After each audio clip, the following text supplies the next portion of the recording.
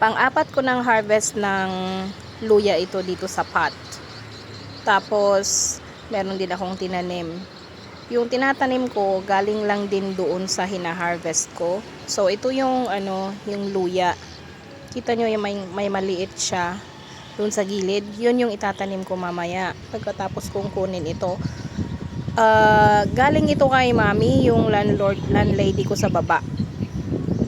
Nakita ko siya nagtatanim. Kumuha ko ng isa. So, nung tinanim ko, okay naman siya. Kaya, iha-harvest ko. Tapos, pag may nakita ako na tutubo na maliit, itatanim ko ulit. So, paulit-ulit na ganun.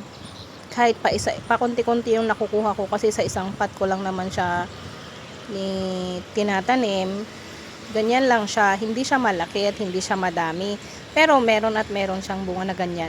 Ang problema, hindi ko maalala kung ilang buwan ko ba ito inaantay. Pero pang-apat ko ng harvest ito. Makikita sa mga vlogs ko na mga past. Kasi every time na mag-harvest ako nito, binablog ko siya.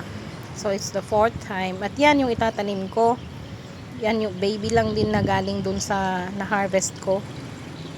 Tapos antayin ulit natin kung kailan natin siya i-harvest ulit. Diba? Tanim sa pots. Ganyan lang kasi pots lang din ako nagtatanim kasi nga sa terrace lang ako Sa 3rd floor ako kaya ganyan lang yung mga tanim ko. Pa isa-isa, pa konti-konti. Ay tanim ko na siya. Anyan na yung luya ko. Good job!